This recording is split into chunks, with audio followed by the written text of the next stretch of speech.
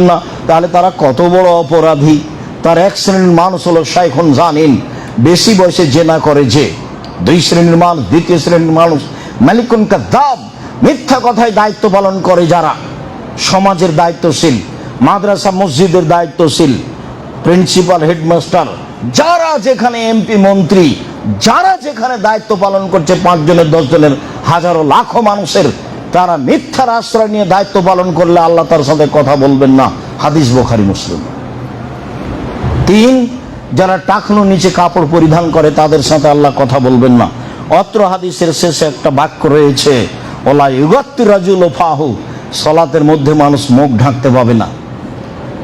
Mask সালাতের সময় খুলে রাখতে হবে, রাসূলের আদেশ। সারা পৃথিবীর মানুষ যদি করোনায় মারা যায় তাতে আসে যায় না, সালাতের সময় মুখ ঢাকতে পাবে না, এটাই চূড়ান্ত। এগুলো তো প্রতারণা। করোনা যে প্রতারণা তা তো আপনার জানা আছে, বহুবার বলেছি। সে সময় রাসূল সাল্লাল্লাহু আলাইহি সাল্লাম বলেছেন, যাকে আল্লাহ সৃষ্টি করেছেন, খালাকা হায়াতাহু ওয়া মাউতাহু রিজকাহু মাসায়েবাহু, 4টা জিনিস দিয়ে তিনি সৃষ্টি করেছেন।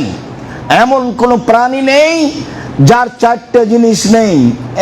1, তার হায়াত কতদিন বাঁচবে। 2, মরণ, সে কবে মারা যাবে। 3, রুজি, সে কি খাবে। 4, অসুখ বিসুখ, রোগ ব্যাধি। আপনি ভাগ্য বাড়ানোর প্রয়োজন মনে করেন না, এখন মাস্ক লাগান, ধুলাবালি তো আছেই। ধুলাবালি দেখবেন, ঘরের জানালা খুলে রাখেন, আলোটা ভিতরে আসুক, তখন আপনি দেখেন তাকে কত ধুলাবালি আছে। এখন আপনি মাস্ক ব্যবহার করেন, সব সময় করেন, শুধু সালাতের সময় খুলে রাখবেন। সম্মানিত দিনী ভাই বোন, বলছিলাম পোশাক, কাপড়, পুরুষের জন্য পরনে একটা কাপড় থাকবে, গায়ের উপরে যে কাপড়টা থাকবে সেটা দিয়ে অন্তত 2 কাঁধ ঢাকতে হবে বাধ্য। বারবার এই কথাগুলি এসেছে। আবু সাঈদ খুদরি রাদিয়াল্লাহু তাআলা আনহু বলেন, আমি আল্লাহর নবীর ঘরে ঢুকলাম, দেখি তিনি সালাত আদায় করছেন, দেখি তিনি ইউসাল্লি ফি হাসিরিন ইয়াসজুদু আলাইহি, একটা চাটাইয়ের উপরে সালাত আদায় করছেন। হয়তোবা সেটা চামড়ার চাটাই, হয়তোবা সেটা খেজুরের রশির চাটাই, এমনটা হতে পারে। খুব একটা যে সুবিধাজনক তা নয়, কেননা অন্য হাদিসে দেখেছি যে তিনি চামড়া বিছিয়ে সালাত আদায় করছেন। তা আপনিও জায়নামাজ বিছিয়ে সালাত আদায় করতে পারেন।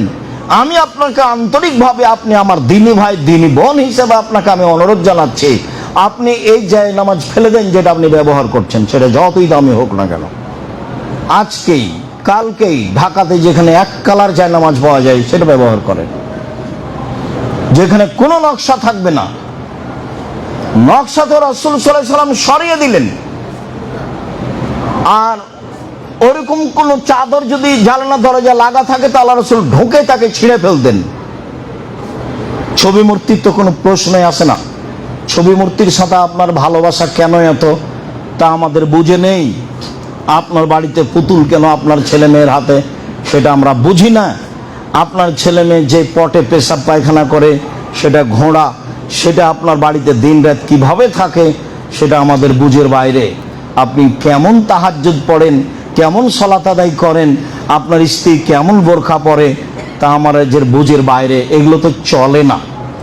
রাসূল সাল্লাল্লাহু আলাইহি সাল্লামকে হাদিয়া দেওয়া হয়েছিল।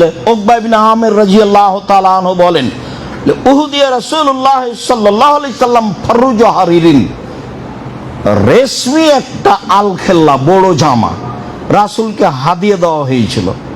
রাসূল হাদিয়া নিতেন আর সাদকার ব্যাপারে বলতেন, সাদকা আমি খাই না, সাদকা আমার বংশ খায় না, সাদকা আমার বাড়ির মানুষ খায় না, সাদকা আমার উপরে হারাম, আমার বংশের উপরে হারাম, আমার কাজের মানুষের জন্য হারাম। সাদকার ব্যাপারে বলেছে। আর হাদিয়া আসলে আগে হাত বাড়িয়ে নিতেন, হাদিয়া তাকে দেওয়া হতো। একটা হাদিয়া দেওয়া হয়েছে তাকে, রেশমি বড় জামা, হাত বড়। ফালাবে সাহ, তিনি সেটা পরলেন। সুম্মা সাল্লা ফিহে, তাতে তিনি সালাত আদায় করলেন। সালাত আদায় করার পরে তিনি নাজান শাদীদা, খুব জোরে গাও থেকে খুঁড়ে ফেললেন। খুলে ফেলে বললেন, হাযা লা ইয়ামবাগি লিল মুত্তাকিন, এটা পরহেজগার মানুষের জন্য শোভনীয় নয়। প্রথম কথা এই হাদিসের যে তখন রেশমি পুরুষের জন্য হারাম ছিল না। রেশমি কাপড় পরে তিনি সালাত আদায় করবেন কেন? রেশমি তো পুরুষের জন্য হারাম। সিল্ক কাপড় পুরুষের জন্য হারাম, সিল্ক মখমাল পুরুষের জন্য হারাম, রেশমি পুরুষের জন্য হারাম, রেশমি মহিলারা পরিধান করবে।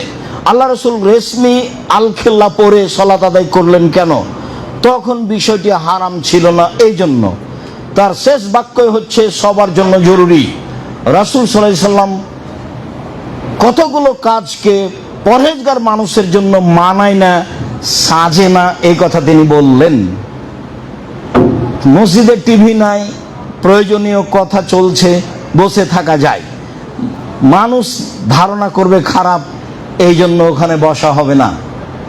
লা ইয়ামবাগি হাযা লিল মুত্তাকিন, এরকম কাপড় পরহেজগার মানুষের জন্য চলে না। বেশি জাঁকজমকপূর্ণ কাপড় পরহেজগার মানুষের জন্য চলে না। আল মুমিন গিরুন করিম, মুমিন হচ্ছে ভোলা ভালা।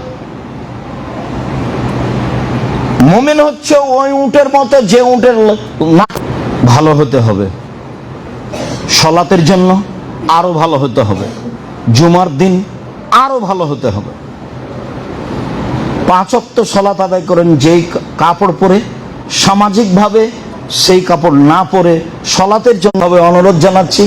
আহাল পরিবারে হতাশাগ্রস্ত হবেন না, কেননা ইব্রাহিম আলাইহিস সালামের চলে মাত্র স্বামী স্ত্রীতে, আপনার কেন চলবে না? আপনার তো সমাজে এখনো অনেক ভালো মানুষ আছে।